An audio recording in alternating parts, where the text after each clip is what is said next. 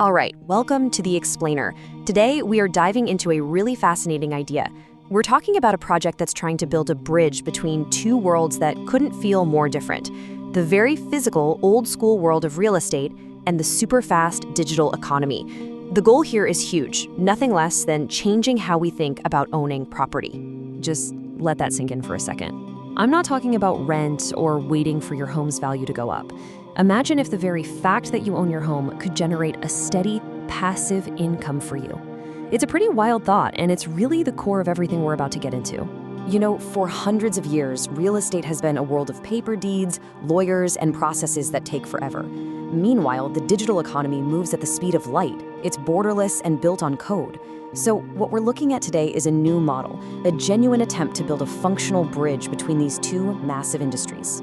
Okay, so the heart of this bridge, the thing that makes it all possible, is something called a property-backed NFT. Now, you've probably heard about NFTs for digital art or collectibles, but this is a whole different ballgame.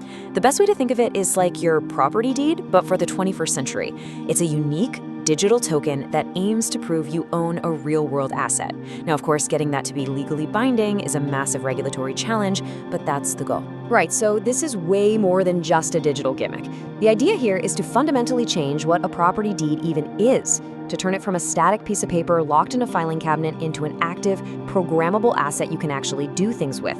Let's take a look at how one project is tackling this. So one of the companies building out this vision is called Matrix. They've created a whole system designed to take a physical property and turn it into one of these property-backed NFTs. And the fuel for this entire engine, the thing that makes it all run, is a specific crypto token called NZT48. Okay, so let's get practical. Enough with the big ideas for a second. How would you, as a homeowner or a property buyer, actually use a system like this? What are the steps? Well, they've boiled it down to 3 main steps. Step 1, you buy a property. You know, the normal way. A house, an apartment, a piece of land. Step 2 is where it gets interesting. You use the Matrix platform to stake their tokens. That just means you buy some NZT48 and lock them up in the system. And then, step 3, once that's done, boom, you get your property-backed NFT. So the big question is, how many tokens do you need? According to their model, you only need to buy and lock up tokens worth 2% of your property's value. So for example, let's say Maria buys an apartment for 150,000 euros. She'd only need to stake 3,000 euros worth of the tokens. And it's really important to remember, the value of that stake will obviously move up and down with the token's price on the open market. Okay, so you've locked up your tokens. Why bother? Well, here's the incentive. The system promises a 5% annual reward, which is paid out in more of those same NZT48 tokens. So going back to our example, that 3,000 euro stake would be projected to earn about 150 euros worth of new tokens every year. And there it is, that's the passive income stream. Now, whether that yield is sustainable, that's going to depend entirely on the health and growth of the whole ecosystem. But the whole value proposition here goes way beyond just that staking reward. The real endgame is turning that NFT into a powerful financial tool. We're talking about something you could one day use as collateral to get a loan, or maybe even trade on a marketplace, just like a stock. That would make a historically illiquid asset, your house, suddenly much more flexible. So this can't just be about individual homeowners. For a model like this to actually work, it has to bring value to the entire real estate industry. So let's zoom out and look at the ecosystem effect. I mean, when you put them side by side, the contrast is pretty stark.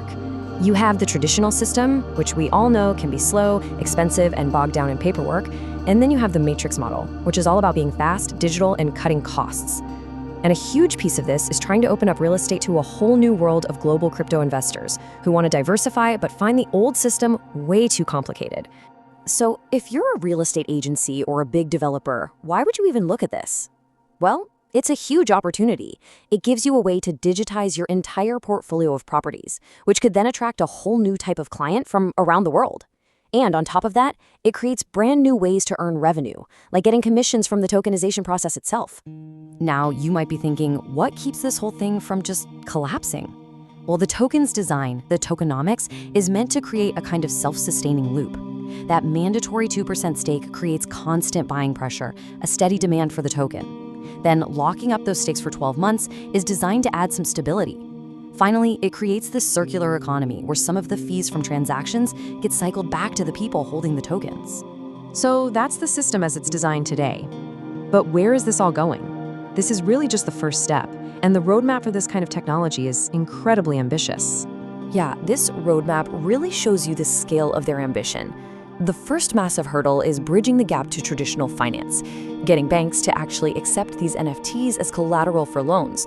From there, the vision is a full-blown global marketplace for treating these things, using AI to get instant property valuations and then expanding all over the world. Each one of those steps is a huge project in itself. There's a quote from the project's own documents that just nails it. It says, "It is more than a token. It is a bridge between the real world and the decentralized world." And that's really it.